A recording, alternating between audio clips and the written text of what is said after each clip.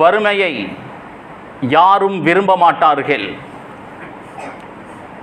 ஃபக்ர், வறுமை என்பது வரமா அல்லது சாபமா? வறுமை நல்லதா கெட்டதா?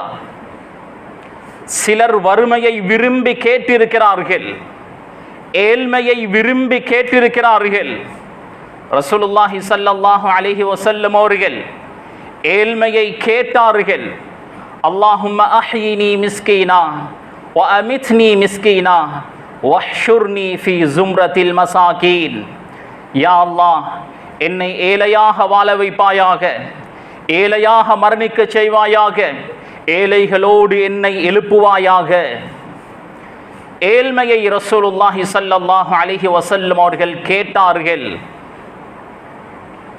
நல்லடியார்கள், இறை விசுவாசிகள், அவுலியாக்கள், இமாம்கள் ஏழ்மையை விரும்பினார்கள், ஆனால் வறுமையை விரும்பவில்லை. ஃபக்ர் என்பது அது வறுமை. அடிப்படை தேவைகளை கூட நிறைவேற்ற முடியாத அளவுக்கு கஷ்டப்படக்கூடிய நிலைமையை யாரும் கேட்கவில்லை, ஆனால் ஏழ்மையை கேட்டார்கள்.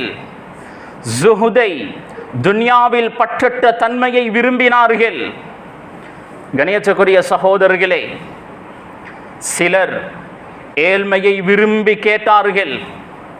இன்னும் சிலர் விரும்பியோ விரும்பாமலோ ஏழ்மையில், வறுமையில், பசி பட்டணையில் தவித்து கொண்டிருக்கிறார்கள். கணியத்துக்குரிய சகோதரர்களே, ஏழ்மையை விரும்பி கேட்டவர்கள் ஏன் கேட்டார்கள்?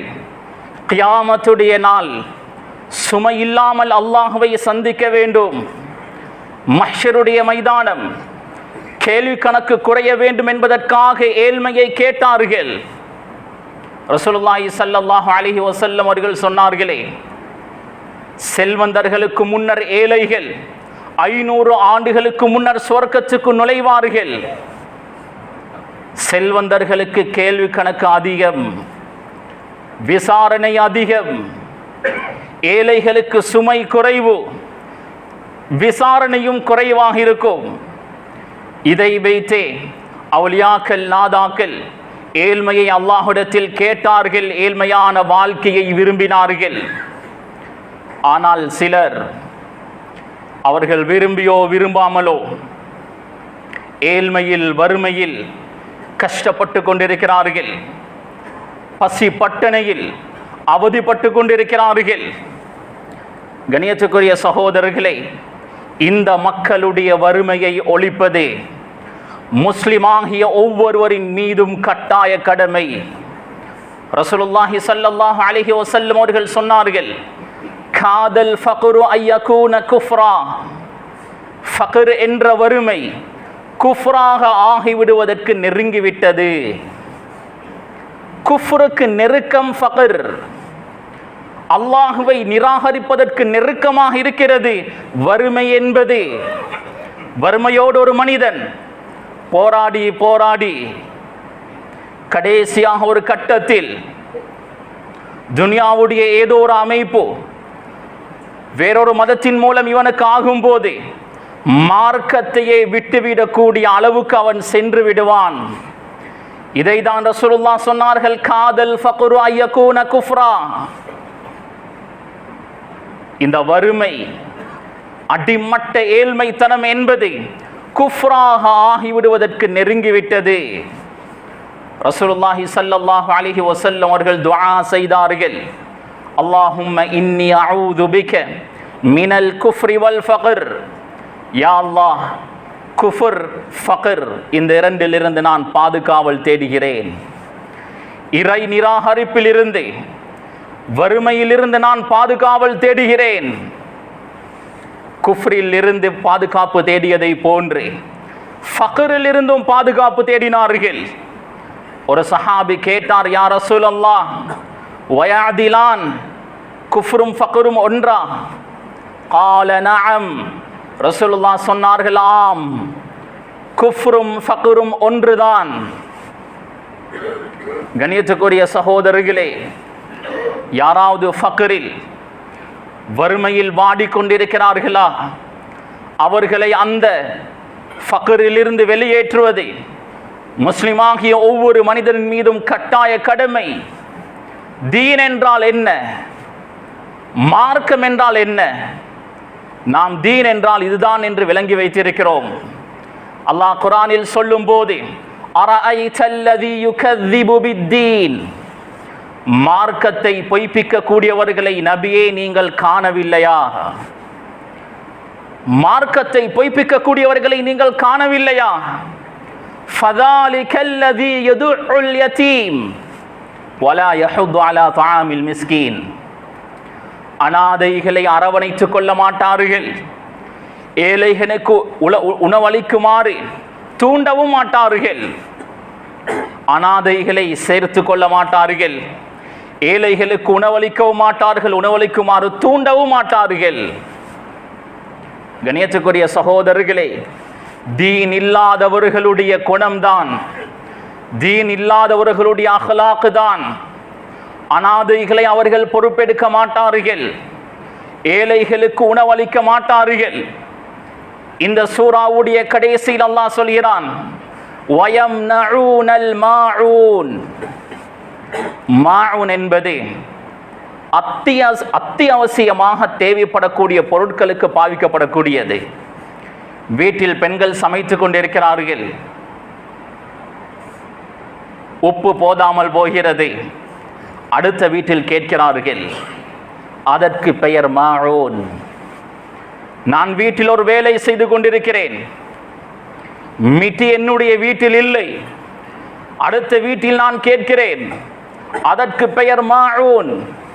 அல்லாஹ் சொல்கிறான், வயம்னஊனல் மாஊன். அந்த பாவிகள் நல்லடியார்களாக இல்லாமல் இருக்கிறார்களே, அந்த பாவிகள் அத்தியாவசிய பொருட்களை கூட கொடுக்காமல் தடுப்பார்கள். கண்ணியத்துக்குரிய சகோதரர்களே, எனவே தீனை, மார்க்கத்தை, அல்லாஹ்வை தேடக்கூடியவர்கள் முஸல்லாவில் மட்டும் தேடாதீர்கள்.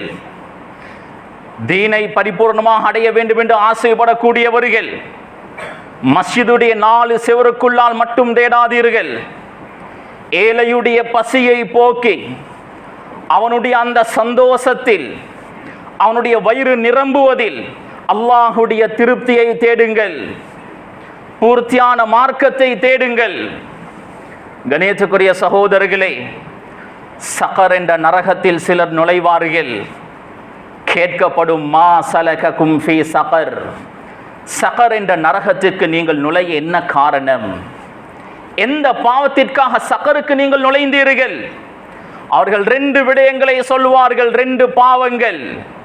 காலு லம் நகு மினல் முஸல்லீன், முதலாவது நாம் செய்த பாவம் தொழக்கூடியவர்களாக இருக்கவில்லை.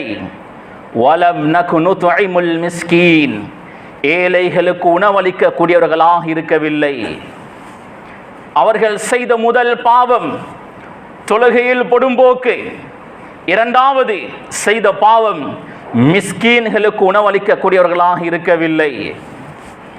கண்ணியத்துக்குரிய சகோதரர்களே, குர்ஆனை பிரட்டி பார்த்தால் ஜகாத், சதகா, இன்ஃபாக், செலவழிப்பது சம்பந்தமாக 82 இடங்களில் அல்லாஹ் ஆர்வமூட்டுகிறான். ஒரு 2 இடங்களில் அல்ல, 82 இடங்களில். எங்கெல்லாம் தொழுகையை பற்றி அல்லாஹ் சொல்கிறானோ அங்கெல்லாம் ஜகாத்தை பற்றியும் அல்லாஹ் பேசுகிறான். அகீமுஸ் ஸலாஹ் வ ஆத்துஸ் ஸகாத், குர்ஆனுடைய 9 இடங்களில் தொழுகையை நிறைவு செய்யுங்கள், ஜகாத்தை கொடுங்கள். தொழுகையை நிறைவு செய்யுங்கள், ஜகாத்தை கொடுங்கள். குர்ஆனுடைய 9 இடங்களில்.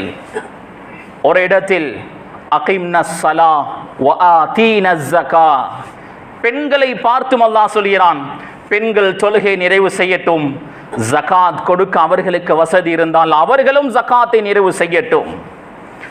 கண்ணியத்துக்குரிய சகோதரர்களே, ரசூலுல்லாஹி ஸல்லல்லாஹு அலைஹி வஸல்லம் அவர்கள் வீசக்கூடிய காற்றை விட வேகமாக சதகா செய்வார்கள், தான தர்மங்கள் செய்வார்கள். ஒரு காட்டரபி மதீனாவுக்கு வந்தார். நிறைய ஆடுகள் இருந்தது, 100க்கும் மேற்பட்ட ஆடுகள்.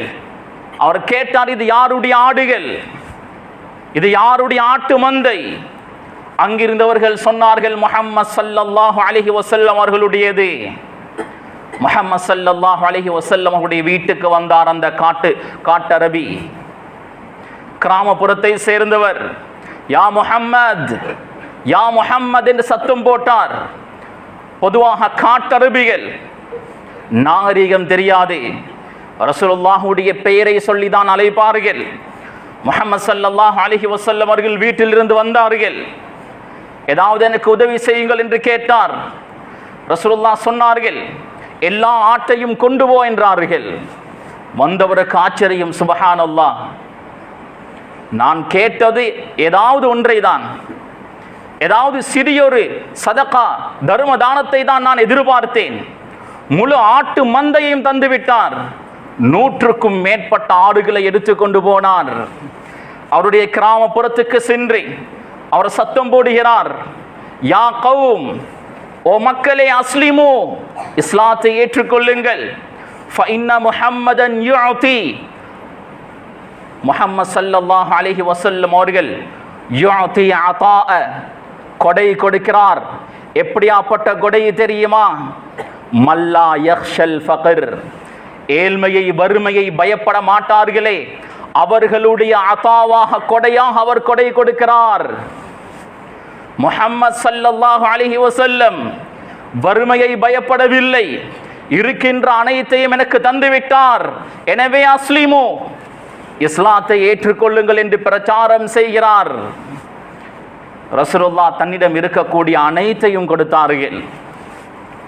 சொல்வார்கள் ஸல்லல்லாஹு அலைஹி வஸல்லம், இன்னமா அன காசிம் வல்லாஹு யுஅதி, அல்லாஹ் தான் தரக்கூடியவன், அல்லாஹ் தான் எனக்கு தருகிறான், அல்லாஹ் தரக்கூடியதை நான் பங்கிட்டு கொடுக்கிறேன்.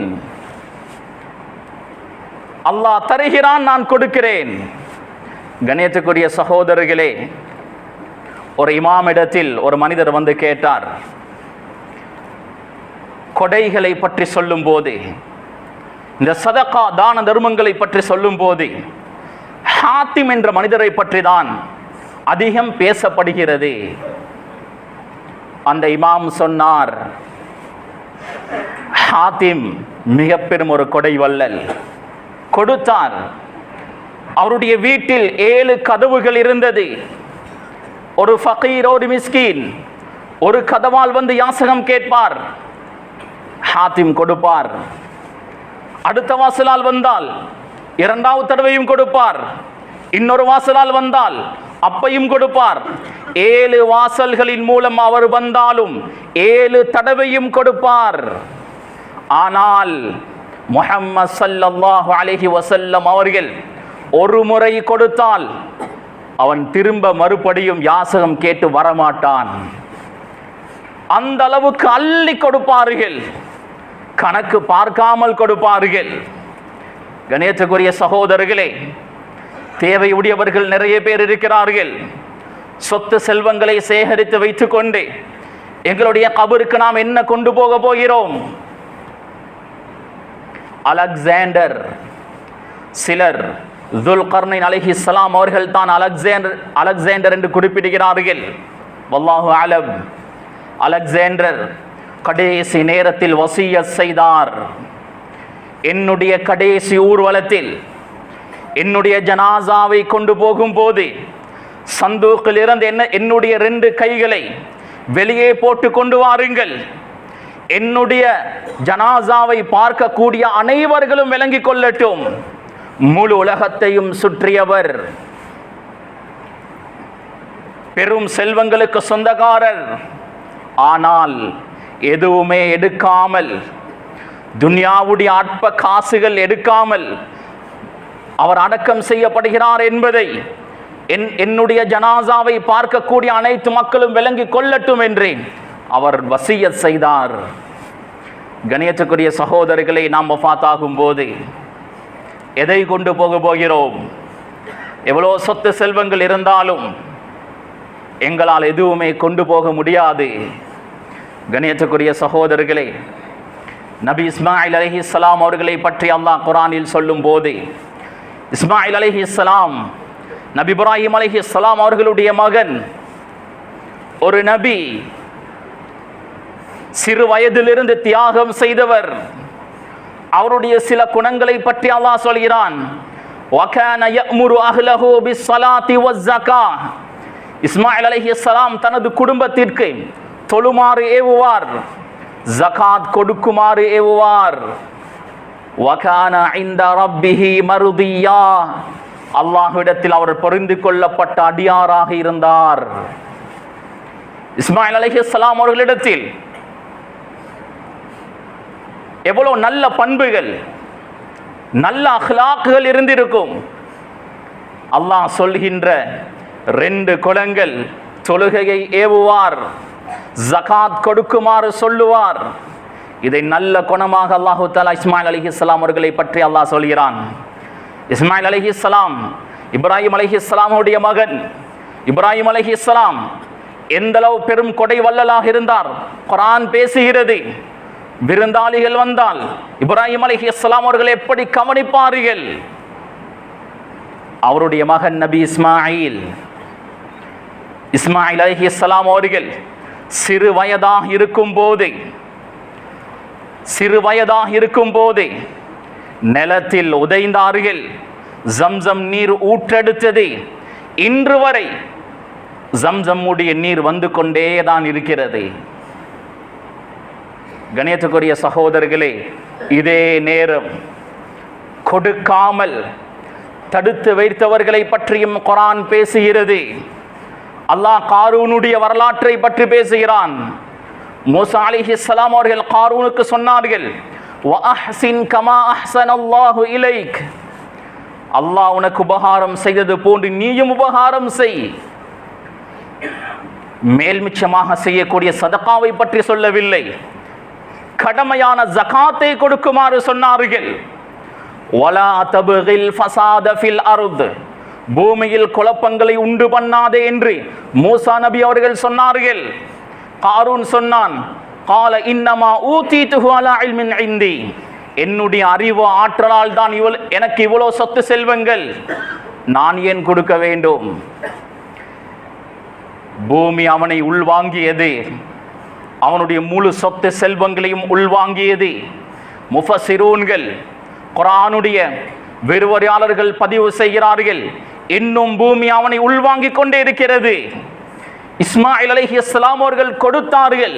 அவருடைய பரக்கத்தினால் பூமி இன்று வரை ஜம்சம் நீரை வெளியேற்றி கொண்டிருக்கிறது. காரூன் கொடுக்காமல் தடுத்தான், கொடுக்கவில்லை, மறுத்தான். அவனை பூமி இன்றும் சொல்லி வாங்கி கொண்டிருக்கிறது. எங்களுடைய கண் முன்னால் எத்தனையோ சகோதர சகோதரிகள் கஷ்டப்பட்டு கொண்டிருப்பார்கள்.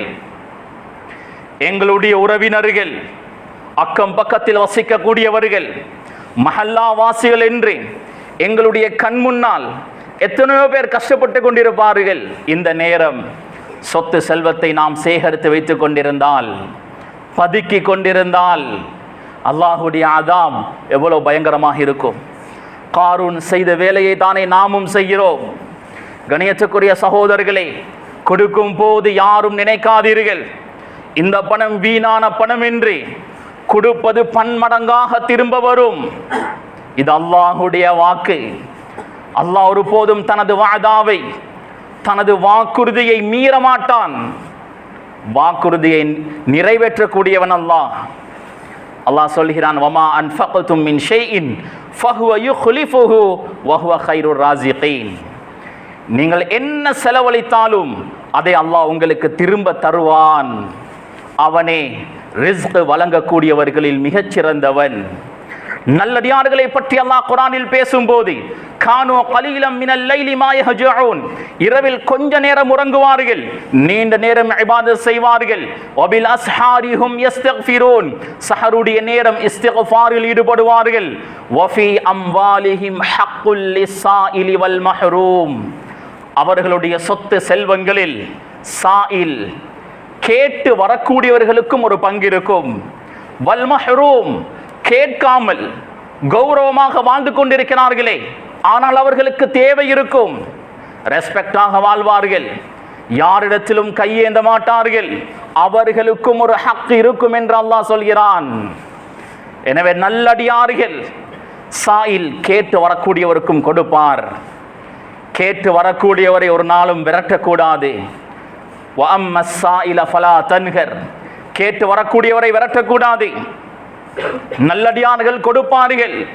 வல் மஹ்ரூம், கேட்காமல் எத்தனையோ தேவையுடையவர்கள் கௌரவமாக வாழ்ந்து கொண்டிருப்பார்கள். ஆனால் அவர்களுக்கு தேவைகள் இருக்கும். அவர்களை தேடி செலவழிக்க கூடிய பண்பு இருந்தால் நீங்களும் அல்லாஹ்வுடைய நல்லடியார்கள் தான். எனவே கண்ணியத்துக்குரிய சகோதரர்களை, கொடுக்கக்கூடியது பன்மடங்காக திரும்ப வரும். அல்லாஹ் சொல்கிறான், மன் தல்லதி யுக்ரிதுல்லாஹ கர்தன் ஹஸனா, அல்லாஹ்வுக்கு யார் அழகிய கடன் கொடுக்க தயார்? சதகா தான தர்மங்களை அல்லாஹ் கடன் என்று சொல்கிறான். அந்த கடனை நிவர்த்தி செய்யக்கூடியவன் அல்லாஹ். ஃபயுதாஇஃபஹு லஹு அத்ஆஃபன் கதீரா, அதை பன்மடங்காக அல்லாஹ் திரும்ப தருவான். சதகா தான தர்மம் செய்தால் அது கடன், அந்த கடனை அல்லாஹ் திரும்ப நிறைவேற்றுவான். ஸஹீஹுல் புகாரி ஸஹீஹ் முஸ்லிம் வரக்கூடிய ஹதீஸுல் குத்ஸி, அல்லாஹ் சொல்கிறான், அன்ஃபிக் யப்ன ஆதம், ஆதமுடைய மகனே செலவழி, யுன்ஃபக அலைக், உன் மீது செலவழிக்கப்படும், நீ கொடுக்கின்ற அளவு உனக்கு திரும்ப வந்து கொண்டே இருக்கும். கணேசக்குரிய சகோதரர்களே, கிராமப்புற பகுதிகளில் விவசாயம் செய்யக்கூடியவர்கள் டெப்பில் தண்ணி வரவில்லை என்றால் மோட்டரை போடுவார்கள். தண்ணீர் வரவில்லை என்றால் கொஞ்சம் தண்ணீரை ஊற்றுவார்கள். அதற்கு பின்னர் மோட்டரை ஆன் பண்ணினால் தண்ணீர் வேகமாக வரும். அதுபோலதான் கொஞ்சம் கொடுத்தால் அல்லாஹ்வுடைய ஹஸானாவில் இருந்து வந்து கொட்டும். அல்லாஹ் மீது உங்களுக்கு நம்பிக்கை இருந்தால், அல்லாஹ்வுடைய வாக்குறுதியின் மீது உங்களுக்கு நம்பிக்கை இருந்தால் தைரியமாக கொடுங்கள். அல்லாஹ் வஅதா செய்கிறான், கமஸலி ஹப்பத்தின், ஒரு வித்தை போன்றே பூமியில் நட்டுகிறோம், 7 கதிர்கள் உருவாகிறது. ஒவ்வொரு கதிர்களிலும் 100 வித்துகள், ஒன்று கொடுத்தால் 700ஆக திரும்ப வரும் என்று அல்லாஹ் சொல்கிறான். அல்லாஹ் நாடக்கூடியவர்களுக்கு அதை விட பன்மடங்காக கொடுப்பான். ஒவ்வொரு நாளும் 2 மலக்குமார்கள் துஆ செய்து கொண்டிருக்கிறார்கள். அல்லாஹும்ம அதி முன்ஃபிகன் ஹலஃபா வ அதி மும்சிகன் தலஃபா. ஒரு மலக் துஆ செய்கிறார், யா அல்லாஹ், யாரெல்லாம் கொடுக்கிறார்களோ அவர்களுக்கு இன்னும் இன்னும் கொடுப்பாயாக. இன்னொரு மலக்கு துஆ செய்கிறார், வ அதி மும்சிகன் தலஃபா, யாரெல்லாம் கொடுக்காமல் இருக்கிறார்களோ அவர்களுக்கு அழிவை கொடுப்பாயாக, நஷ்டத்தை கொடுப்பாயாக. மலக்குமார்களுடைய பதுவா. எனவே கண்ணியத்துக்குரிய சகோதரர்களே, அள்ளி அள்ளி கொடுப்போம். இது ரசூலுல்லாஹ்வுடைய சிஃபத். ஜகாத் என்பது அல்லாஹ் போட்ட கணக்கு. 2.5 வீதம், 40ல் 1 என்பது அல்லாஹ் போட்ட கணக்கு. சதகா என்பதை எங்களுடைய கரத்தில் தந்திருக்கிறான். விரும்பிய அளவு கொடுக்கலாம். சதகா வாழ்க்கையில் உள்ள பலாய் முசீபத்கள் அனைத்தையும் இல்லாமலாக்கும். கதா கதிரையே மாற்றி அமைக்கும். அஸ்ஸதகத்து ரத்துல் பலா, சதகா பலாய் முசீபத்களை இல்லாமலாக்கும். ஒரு மனிதன் காலையில் சதகா செய்துவிட்டு செல்வான். தலையோடு போகக்கூடியது தலைப்பாகையோடு போகும். பெரிய பிரச்சனை நடக்க வேண்டிய இடத்தில் சிறிய ஒரு பிரச்சனை தான் நடக்கும். பெரிய ஒரு ஆக்சிடென்ட் நடக்க வேண்டிய இடத்தில் சிறிய ஒரு கீறலோடு முடிந்துவிடும். இதுதான் சதகாவுடைய மகிமை. கணியத்துக்குரிய சகோதரர்களே, ரமதானுடைய மாதம் ஜகாத்தை நிறைவு செய்திருப்பீர்கள். பலருக்கும் தெரியாது எனக்கு ஜகாத் கடமையா இல்லையா என்று அவர்களுக்கே தெரியாது. அரூது திஜாரா, பிஸ்னஸ் உடைய பொருட்களில் ஜகாத்துடைய கணக்கை பார்க்கும் போது தங்கத்தை வைத்து பார்ப்பதா வெள்ளியை வைத்து பார்ப்பதா? அறிஞர்களுக்கு மத்தியில் இஹ்திலாஃப், கருத்து வேற்றுமை இருக்கிறது. ஆனால் வெள்ளியை வைத்து பார்ப்பதுதான் மிக ஏற்றம், அதுதான் பேணுதலும் கூட. ஏசிஜேயுடைய ஃபத்வா டிவிஷனும் இதை தான் குறிப்பிட்டிருக்கிறார்கள். எனவே கண்ணியத்துக்குரிய சகோதரர்களே, எங்களுடைய நாட்டை பொறுத்த வகையில் மிக நீண்ட காலமாக தங்க நாணயங்கள் புழக்கத்தில் இருக்கவில்லை, வெள்ளி நாணயங்கள் தான் புழக்கத்தில் இருந்திருக்கிறது. எனவே பிசினஸ் உடைய பொருட்களுக்கு ஜகாத்தை பார்க்கும்போது வெள்ளியை வைத்து ஜகாத்துடைய கணக்கை பார்ப்பதுதான் மிக பொருத்தமாக இருக்கும். தங்கத்தை வைத்து பார்க்கும்போது 85 கிராம் கருத்து வேற்றுமை இருக்கிறது. எங்களுடைய ஜிதிஹாதின் பிரகாரம் 93.2 கிராம் அந்த அளவு பெறுமதியான வியாபார பொருட்கள் பணம் உங்களிடம் இருந்தால் ஜகாத் கடமை. 93.2 கிராம், 8 கிராம் என்பது ஒரு பவுன். பவுனுடைய அடிப்படையில் பார்த்தால் 11.65 பவுன் இருந்தால் ஜகாத் கடமை. இந்த அளவு பெறுமதியை நான் பார்ப்பேன். எங்களுடைய நாட்டை பொறுத்த வகையில் தங்கத்தை வைத்து பார்ப்பதை விட வெள்ளியை வைத்து பார்ப்பது மிக ஏற்றம். வெள்ளியை வைத்து பார்க்கும் போது 625 கிராம் சரியாக என்னுடைய பிசினஸை ஆரம்பித்து சந்திர கணக்கின் பிரகாரம் 12 மாதங்கள் பூர்த்தியாகிறது. உதாரணமாக இன்றுதான் பூர்த்தியாகிறது என்று வைத்துக் கொண்டால், இன்று எனக்கு ஜகாத் கடமை. இன்று 625 கிராம் வெள்ளி, அதனுடைய பெறுமதியை நான் கணக்கு பார்ப்பேன். அந்த அளவு பெறுமதியான பணம் பொருள் என்னிடம் இருந்தால் ஜகாத் கடமை. கிட்டத்தட்ட 1,60,000 70,000 அந்த அளவுக்கு வரும். பெரிய பிசினஸ் செய்யக்கூடியவர்கள் தான் ஜகாத்துடைய கணக்கை பார்த்து நிறைவு செய்வார்கள். சின்ன சின்ன பிசினஸ் செய்யக்கூடியவர்கள் ஜகாத்துடைய கணக்கை பார்ப்பதில்லை. அது பெரும் செல்வந்தர்களுக்கு தான் கடமை என்று பொடும் போக்காக இருக்கிறார்கள். வெள்ளியை வைத்து பார்க்கும் போது கொடுக்கக்கூடியவர்கள் அதிகமாக இருப்பார்கள், வாங்கக்கூடியவர்கள் குறைவாக இருப்பார்கள். இஸ்லாம் இதை தான் விரும்புகிறது. உமர் ரலியல்லாஹு அவர்கள் சொல்வார்கள், இர்ஃபஉ ரூஸக்கும் வத்தஜிரு, வியாபாரம் செய்யுங்கப்பா, வியாபாரம் செய்து தலை நிமிர்ந்து செல்லுங்கள் என்று சொல்வார்கள். யாரெல்லாம் பிசினஸுக்கு போகாமல் இருக்கிறார்களோ அவர்களை தனது அசாவினால் அடித்து திரட்டுவார்கள். செல்லுங்கள், பிசினஸ் செய்யுங்கள், தலை நிமிர்ந்து செல்லுங்கள் என்று சொல்வார்கள். கணியத்துக்குரிய சகோதரர்களே, அல் யதுல் உல்யா கைரும் மினல் யதிஸ் சுஃப்லா, கீழ் இருக்கக்கூடிய கையை விட மேல் இருக்கக்கூடிய கை மிக சிறந்தது. கொடுக்கக்கூடியவர்களாக வாழுவோம், வாங்கக்கூடியவர்களாக வாழக்கூடாது. ஹலாலாக உழைப்பதில் எந்த தவறும் இல்லை. அல்லாஹுடைய இந்த ஜகாத்துடைய கடமையை நிறைவேற்ற வேண்டும் என்ற ஆசைக்காக ஹலாலாக உழைப்போம். ஹஜ் உம்ரா செய்ய வேண்டும் என்ற ஆசைக்காக ஹலாலாக உழைப்போம். வீட்டுக்கு வரக்கூடிய விருந்தாளியை சிரித்த முகத்தோடு நல்ல முறையில் கவனிக்க வேண்டும் என்பதற்காக ஹலாலாக உழைப்போம். எனவே கண்ணியத்துக்குரிய சகோதரர்களே, வெள்ளியுடைய அடிப்படையில் பார்க்கும் போது பலருக்கு ஜகாத் கடமை. அதனால் இதில் முன்பின் இருந்தால் இதை சரி செய்யுங்கள், கணக்கு பாருங்கள். பொதுவாக ரமதானில் தான் பார்க்க வேண்டும் என்பது அவசியம் அல்ல. பிசினஸை ஆரம்பித்து சரியாக சந்திர கணக்கின் பிரகாரம் ஒரு வருடம் பூர்த்தியாகும் போது தான் ஜகாத் கடமை. ஆனால் முன்கூட்டியே ஜகாத்தை கொடுக்கலாம். அந்த ரீதியில் ரமதானில் பார்ப்பது தவறல்ல, தாராளமாக கொடுக்கலாம். ஜகாத்துடைய பணத்தை கொடுக்கும் போது அல்லாஹ் சொல்லக்கூடிய 8 கூட்டம், அந்த 8 கூட்டத்துக்கு சொந்தமான பணம் தான் அது. எங்களுடைய நாட்டை பொறுத்த வகையில் ஒரு 2-3 கூட்டம் இல்லாமலாகுவார்கள். அடுத்த கூட்டங்களுக்கு ஜகாத்துடைய பணம் போய் சேரும். குர்ஆனில் அல்லாஹ் தஆலா ஜம்ஆக பன்மையாக ஒவ்வொரு வார்த்தையும் பாய்ப்பதினால் இமாம்களுடைய ஃபத்வா என்னவென்றால், மிக சிறந்தது, மிக ஏற்றமானது 3 கூட்டத்திற்கு கொடுப்பது. ஒவ்வொரு கூட்டத்திலும் 3 பேர். கிட்டத்தட்ட ஒரு தனிநபருடைய ஜகாத்துடைய பணம் 9 பேருக்கு போவது மிக சிறந்தது. ஒருவருக்கு கொடுத்தால் கூட ஜகாத் நிறைவேறும். ஆனால் 9 பேருக்கு கொடுப்பது தான் சிறந்தது. ஒருவருடைய ஜகாத் 9 பேருக்கு போகும்போது சிறிய ஒரு அமௌண்ட் தான் போய் சேரும். அவர்களுடைய தேவைகள் பூர்த்தி ஆகாது. இந்த வருடம் ஜகாத் பெறக்கூடியவர் அடுத்த வருடமும் ஜகாத் பெறுவார். ஜகாத்துடைய நோக்கமே வறுமையை, ஃபக்ரை இல்லாமல் ஆக்குவது. இதனால தான் கூட்டு ஜகாத் வலியுறுத்தப்படுகிறது. இந்த கொலன்னாவ ஏரியா மாஷா அல்லாஹ் பரக்கத்தான ஒரு ஏரியா. கொலன்னாவ மஸ்ஜித் ஃபெடரேஷன், இந்த மஸ்ஜிதுடைய நிர்வாகம் நிறைய செய்கிறார்கள்.